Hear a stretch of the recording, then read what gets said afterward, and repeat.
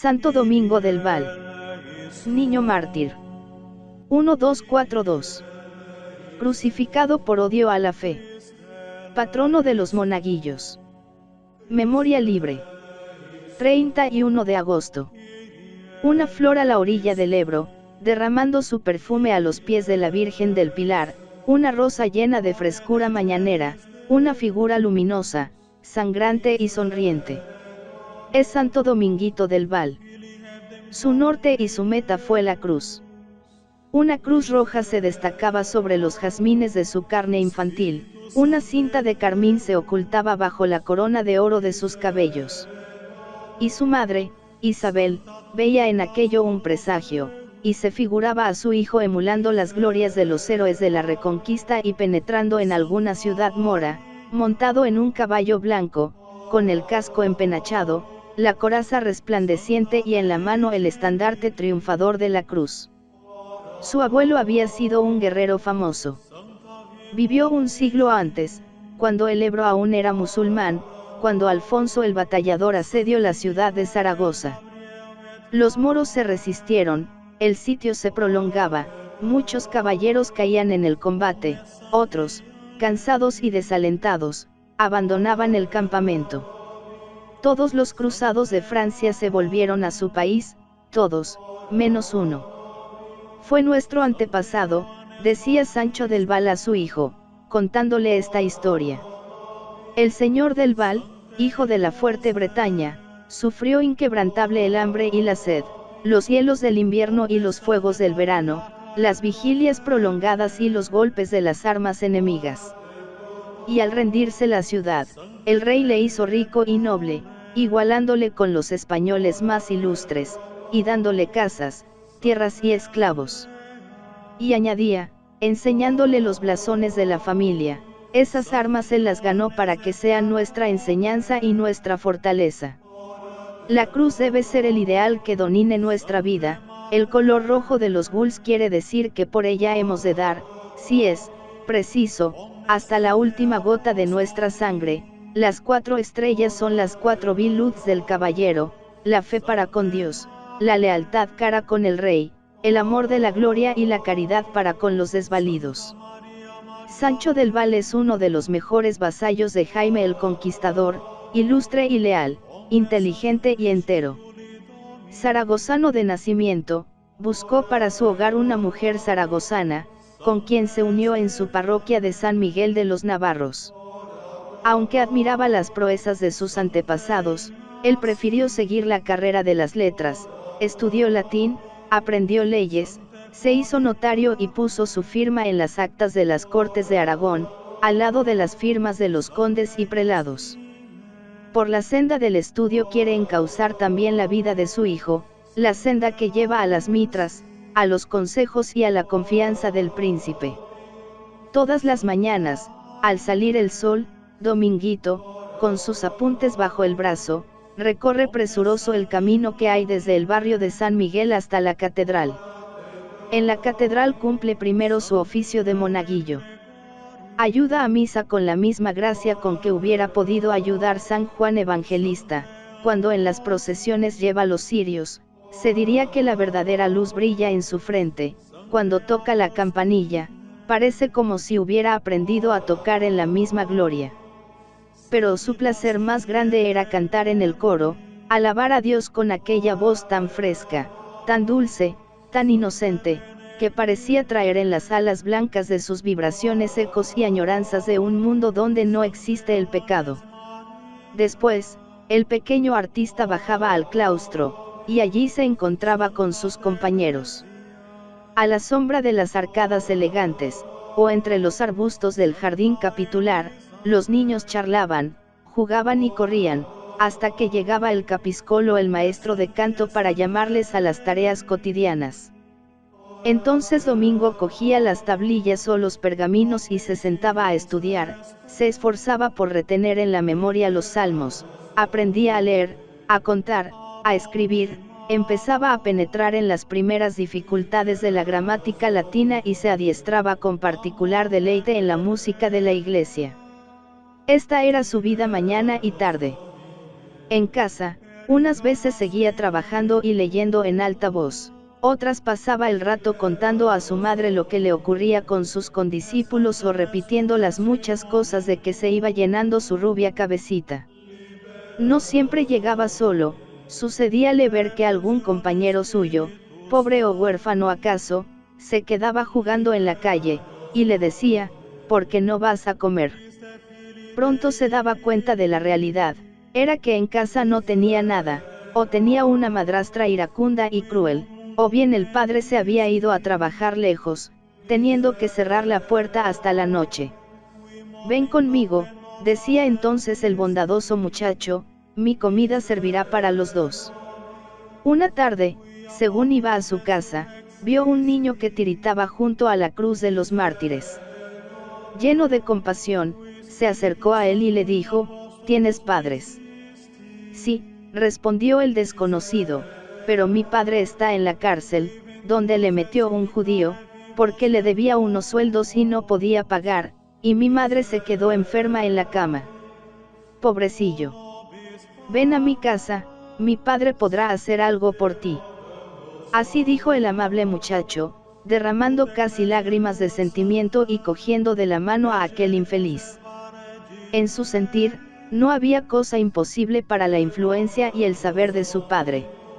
Y, ciertamente, por su oficio, Sancho del Val conocía a maravilla las trapisondas de los hebreos, y con su espíritu de justicia había deshecho muchas de sus intrigas y especulaciones, por eso en el barrio de la Judería se le odiaba cordialmente. Todo un cuartel de la ciudad pertenecía a aquella gente sin entrañas. Dominguito conocía bien aquellas calles de la Verónica, de los Callizos, de la Sartén, del Cíngulo, de los Graneros, donde se escondía la población de los circuncisos. A veces, atravesaba por ellas cuando volvía de la catedral a su casa, porque era un camino más corto. Lo que más le repugnaba en aquellas gentes era el odio que tenían a la cruz, que llevaba en su corazón, en su cuerpo y en su escudo.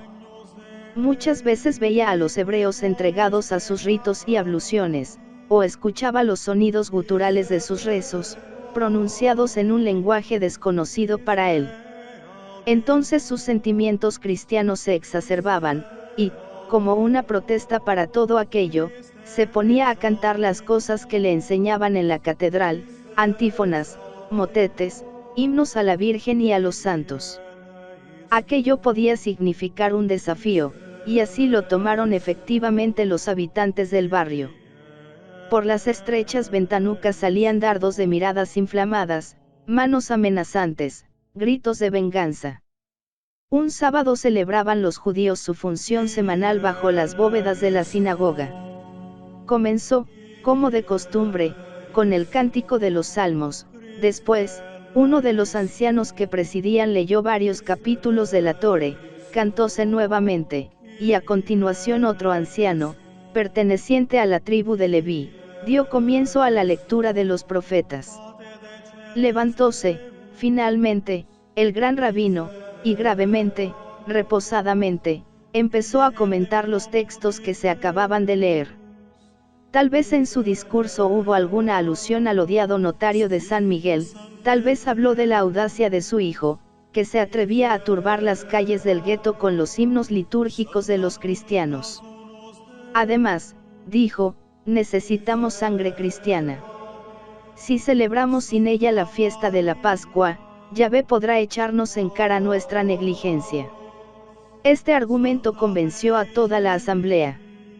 Para mantener vivo el odio contra los discípulos del crucificado, los judíos solían amasar los panes ácimos con la sangre de un niño robado a los cristianos. La historia ha conservado los nombres de algunas de estas víctimas inocentes, y entre ellas figuran Simón el Libolés, Ricardo de Norwirk y el niño de la guardia. Como no era posible encontrar víctimas todos los días, se transmitía de unas sinagogas a otras, y aunque se secase en las botellas o redonas, no por eso perdía su virtud. De cuando en cuando, un niño desaparecía misteriosamente, ya nadie volvía a hablar más de él. A veces era imposible evitar imprudencias, y el crimen se descubría, despertando la indignación popular.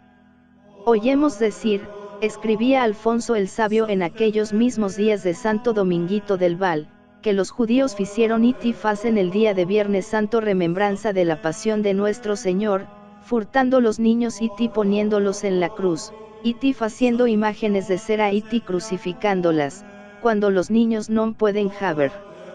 Y sucedió que una tarde cruzaba Domingo por el barrio hebreo, cuando, de súbito, un lienzo cayó sobre su rostro, oyó una carcajada burlona y sintióse arrastrado por una mano brutal que le oprimía el cuello. Quiso gritar, pero solo pudo exhalar un débil quejido, «Madre mía». El agresor era Mosé Albayuzet, un usurero de cara demacrada y cerosa, en la cual era fácil ver el reflejo de la astucia y la crueldad. Sus ojos, pequeños y escondidos entre enormes pestañas, despedían ese brillo pálido que parece dejar la contemplación voluptuosa del oro. Su nariz le daba aspecto de ave de presa. Su nido estaba en un baburril lóbrego de la calle que hoy se llama de Santo Dominguito del Val. En la reunión del último sábado, Albayuzet había prometido aprontar la víctima reclamada por el rabino. Y he aquí que cumplía su palabra. Varios días se pasó en acecho. Al fin, aquella tarde sintió pasos de niño. Sacó la nariz para olfatear en la calle. Todo estaba tranquilo. Como un relámpago, cayó sobre el infeliz rapazuelo, le llevó a su casa y le metió dentro de un cofre, en espera del momento oportuno para el rito sanguinario. Al principio, el muchacho lloró todo lo que puede llorar un niño, después pensó en la cruz de su cuerpo y en la de su escudo, y ofreció generosamente su vida. Aquella misma noche, a favor de las sombras, Domingo fue trasladado a la casa de uno de los rabinos principales, un edificio suntuoso que se alzaba en aquella misma calle. Allí aguardaban los príncipes de la sinagoga, vientres abultados, rostros amarillentos, narices ganchudas, luengas barbas, arrugadas frentes, cabezas peladas y ojos rebosantes de alegría cruel y experiencia maliciosa. Dominguito temblaba, apretando entre sus manos el crucifijo que colgaba de su cuello. «Querido niño», le dijo una voz alamera, «no queremos hacerte mal ninguno, pero si quieres salir de aquí tienes que pisar ese Cristo». «Eso, nunca», dijo Domingo con una energía impropia de sus años. «Es mi Dios». «Pues tienes que pisar a tu Dios». «No, no y 1000 veces no». Entretanto, aquellos malvados se impacientaban, «acabemos pronto», decían, no sin cierta nervosidad. Y empezó la trágica y sacrilega parodia. Alguien presentó el martillo y los clavos, otro rodeó las sienes del niño con una corona de zarzas, otro sujetó las tiernas manos, y Mosé Albayuzet las clavó al muro de 4 golpes. Después algunos recibieron el encargo de abrir las venas y recoger en frascos y copas la sangre que caía. El pequeño cuerpo se estremece en espasmos de dolor. Domingo reza en voz baja y suspira. Se oyen algunas de sus palabras, «Madre mía», «Jesús mío», «Santa María». Vuelve a nosotros esos tus ojos. Los suyos están cerrados, pero de cuando en cuando se abren para dirigirse suplicantes hacia el cielo. Su respiración se hacía más débil por momentos, la vida se le escapaba, su cuerpo se iba quedando sin sangre y sin fuerzas, los vasos estaban llenos, la rubia cabecita colgaba inerte sobre el pecho como una rosa tronchada. Mientras los demás verdugos se lavaban las manos, Albayuzet desclavó el yerto cadáver y le mutiló. Quedóse él con la cabeza y las manos y entregó el tronco a uno de sus compañeros. Rápidamente desaparecieron las manchas sanguinolentas del suelo y de la pared, y daban las 12 en el reloj de la CIO cuando los rabinos desfilaban silenciosamente hacia sus casas. Así terminaba en la judería zaragozana el 31 de agosto y empezaba el 1 de septiembre. Era en el año de gracia de 1250. Las noches siguientes, llantos en la casa del notario, inquietud en la ciudad, luminarias a orillas del Ebro, y en un patio del gueto, junto a un pozo profundo, un porrazo negro que no cesaba de lanzar alaridos. Era el perro del notario de San Miguel. Solo el notario pudo hacerle callar. Se agotó el pozo, y en el fondo aparecieron las dos meniles taladradas y la cabeza coronada de espinas. Después, unos pescadores vinieron con el cuerpo magullado, truncado y agujereado por las navajas y los puñales. Todo estaba descubierto. El mismo Albayuzet no tenía más que repetir lo que adivinaba el vulgo. Sí, yo he sido, decía, agitándose como un epiléptico. Matadme, me es igual, la mirada del muerto me persigue, y el sueño ha huido de mis ojos. Era una persecución de amor. El mártir mereció el arrepentimiento para su asesino. Albayuzet fue bautizado, y después subió tranquilo a la horca.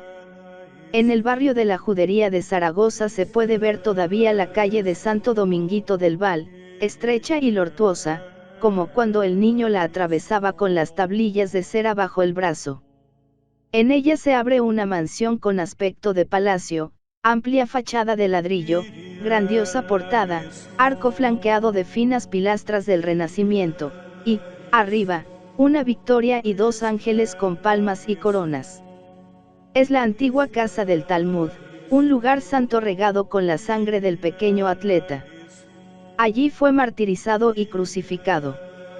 En un patio contiguo hay un pozo, cerrado con una bovedilla, el que ocultó antaño durante 2 días la cabeza de Domingo y sus manos agujereadas. El agua conserva todavía para los devotos del niño efluvios de gracia y de inocencia.